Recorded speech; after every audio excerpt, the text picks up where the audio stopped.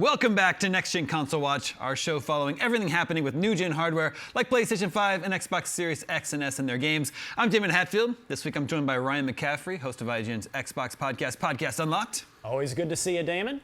You as well. And Max Scoville, host of IGN's PlayStation podcast, Podcast Beyond. Hey. And this week we're talking about early access and the changing meaning of that term. The two big games of the moment, both Baldur's Gate 3 and Starfield, they have their own versions of early access.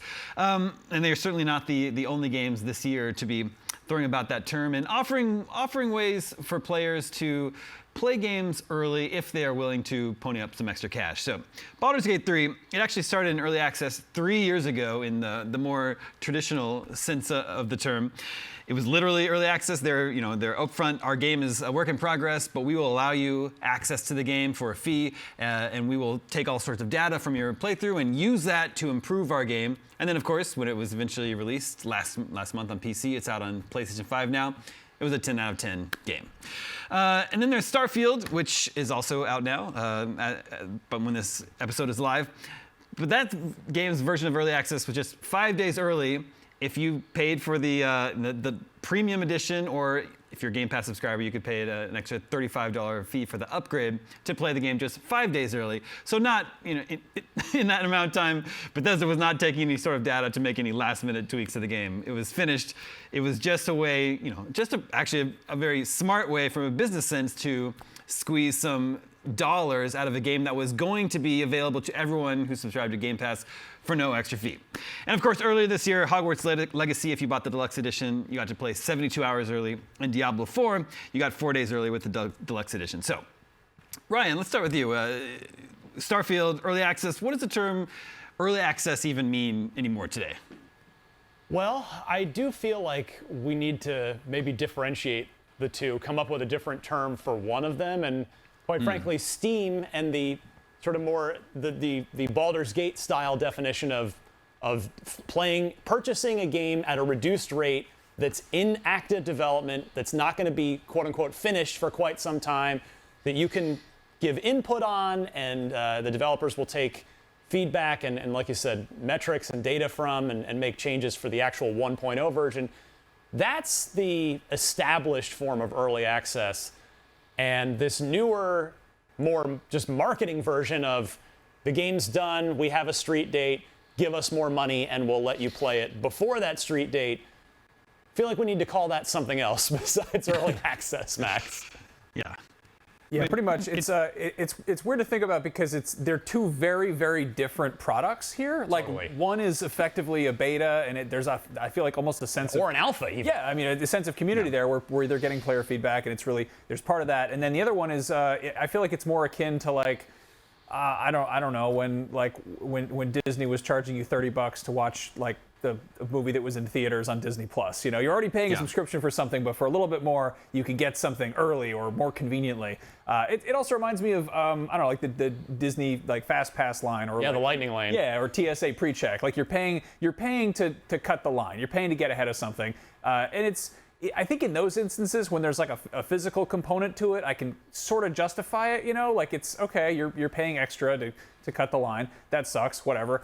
There it is. But when you're talking about a digital game that's already finished, I think they just are kind of hornswoggling people into basically paying $100 for a game a week early. Because if people are playing it and they're paying money for it, that's not early access. It's just out. And if you wait a week, it's $30 cheaper or whatever. And I don't think it's a coincidence that with all of these games, I think Diablo 4 and certainly most recently Starfield, and I think pretty well all of them that do it, it's always a Friday.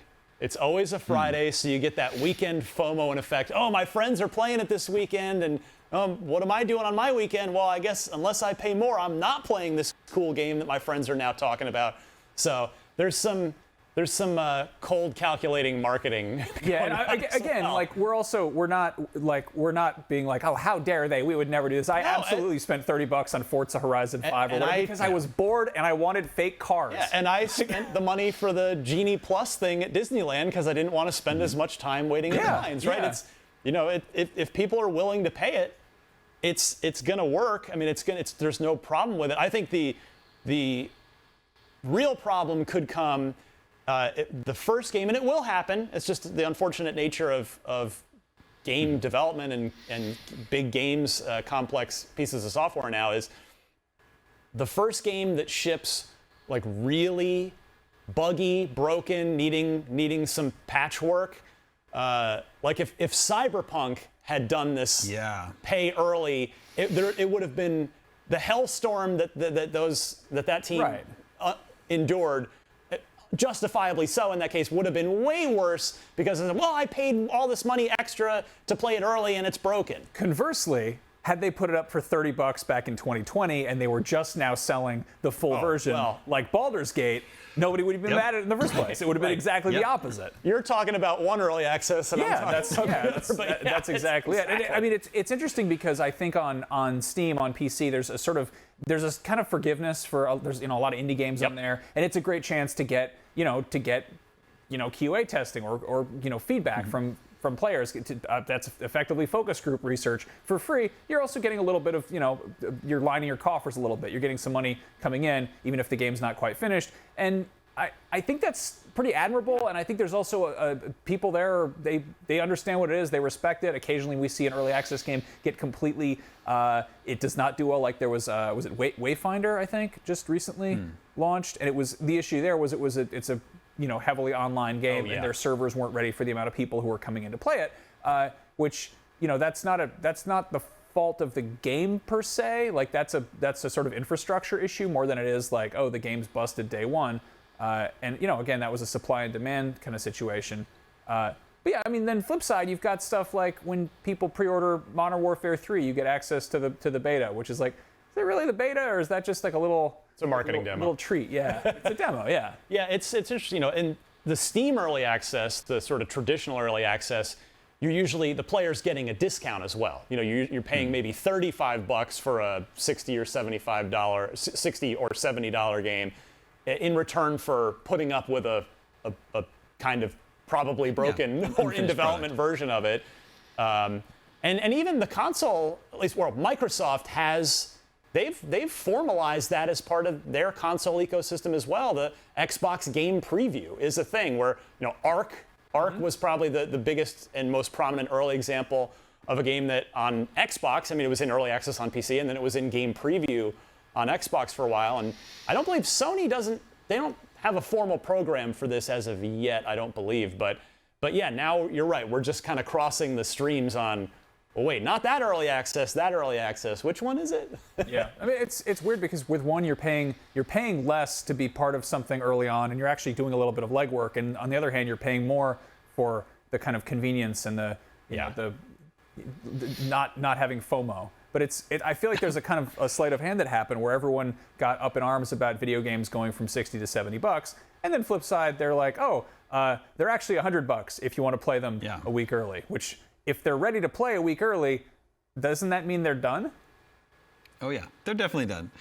And I should also mention that Baldur's Gate 3 on PS5 also had a similar Starfield-like early access where if you got the deluxe edition for $80, you could play 3 days early on that platform as well.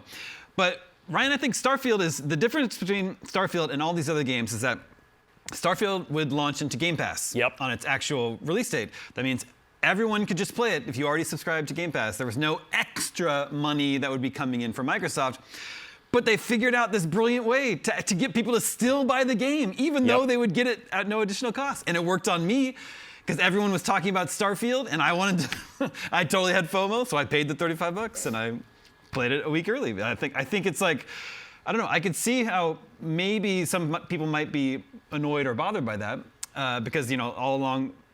Xbox has promised that all our first-party games launching day one into Game Pass.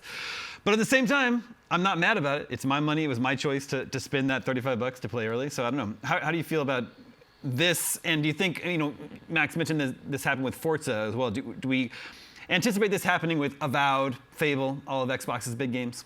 I think it's probably going to be mostly, at least for now, the super top tier stuff. I'm not sure, whether Avowed kind of ends up qualifying as that. Fable probably will when it comes around. It is probably going to be a little bit more of a game by game, case by case basis. But I'm with you, Damon. I mean, it may. I'm not sure if to our viewers if it sounds like we're complaining about this, but we're really not. I mean, like I said, we do it in our life. We choose. It kind of always comes down to time versus money. I mean, that's sort of, at least with the the latter definition of early access that we're talking about, not the traditional Steam version. And for a lot of us, our time, I would rather have. I will pay you as a Game Pass subscriber, the $35 extra to get those extra days of time with Starfield while my friends are playing, and because I'm really excited about the game and I want to get into it. I mean, in our planning meeting for this episode, Damon, I mean, I think the really probably the biggest and most sort of notable problem, if you will, with this is you had brought up spoilers, and that's a significant piece of this too. That's right. Yeah. A game is given a release date, you're looking forward to playing it, but now all of a sudden a lot of people are playing it a week early, and that can make it very difficult to avoid spoilers for this game that you've been really looking forward to. Max, how much of a problem does that seem like for you? I mean, I think it's when is the release date? It really comes down to that, because if you have the option to pay money and play it on a date, I think that's the release date. I think that kind of means that's when it's out. That's when it's out for that much money. The funny thing is, like, early adopters often get punished. You get the thrill of getting to something first, but you might not get the ideal version of it.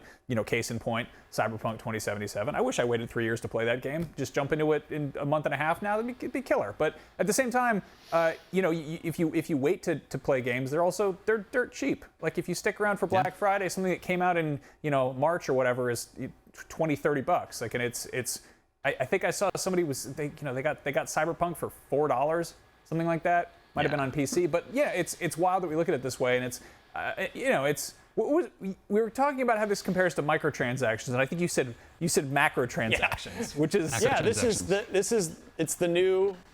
it's macro transactions now that the industry has latched onto and figured out, and we're all okay with it. Like, as we're voting with our wallets and we're saying we're totally fine with this macro transaction, and it's going to continue. Yeah, I mean, Damon, you brought up the Game Pass piece of it. Yeah, that definitely does. That is a curveball with it, right? And probably to the publisher's advantage. In this case, we're talking about Microsoft, where, like, if I were a Game Pass subscriber, and there were no 5-day early access, would I spend $100 on the collector's edition? No, $100 is a lot of money. But I'm already subscribing to Game Pass. And yes, this game's going to go into Game Pass, but I can play it several days early for $35, and then I also own it forever on the random off chance it would be dropped from Game Pass someday. Yeah, like, I totally would pay $35. There's levels to it, and it's we were talking in the meeting, like, not every publisher has done this yet, but I think very soon.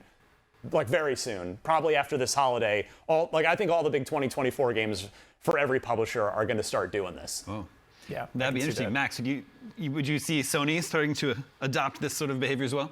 I mean, they just jacked up the price of PlayStation Plus, and I'd love to see them announce any reason for that aside from just because. I canceled mine. I said, you know what? I'm not getting enough out of this. I got to host a PlayStation show, so you're in. But no, I mean, I'm curious to see what they do there. It's funny because they kind of fell on the sword of announcing, hey, games are $70 now, and everyone got mad at them for that. They also had the most obtuse and bizarre, cross-gen upgrade situation where, like, we believe in generations. Well, it was like, if you want to, it was the same thing where it's like the shell game with the 3 cups going around with Spider-Man, where it's like, oh, you want to play Spider-Man remastered on PS5? Well, it's just wiggle around like this. You follow the bouncing ball, and it's in the case of Starfield, whatever. It's like you're paying them $15 a month out of one pocket, and then in the other pocket you pull out $35, and it's like it's all your money. It's all going the same place. But it's, like when you break up a Hershey's bar into a bunch of little pieces and it feels like you have more of it. It's like the reverse of that, where it feels like you're paying less, sort of, but you're paying more in the long run. I don't know. I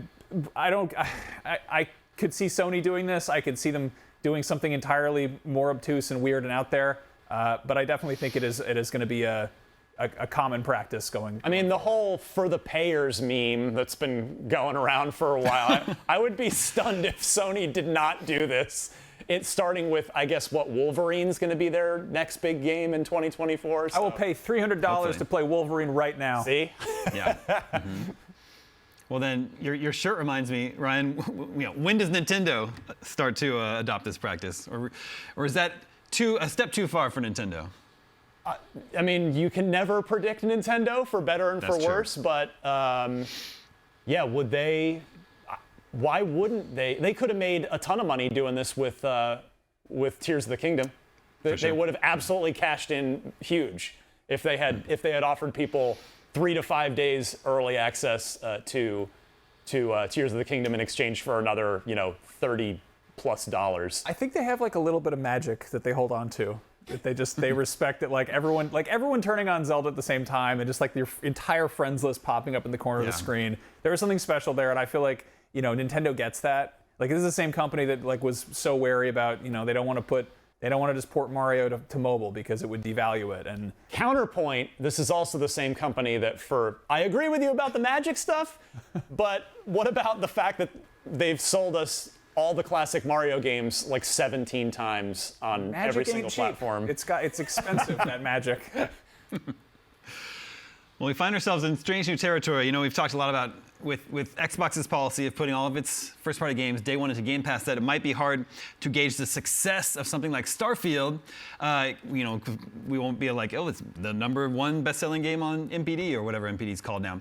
But now it is. Like we have hard sales data on Starfield from a week before it was even actually launched, and I fully expect it to be in the top 10 best-selling games. #1 on Steam. MPD. Yeah, in spite of the fact that it was launching into Game Pass. So, very shrewd business move on Xbox's part there.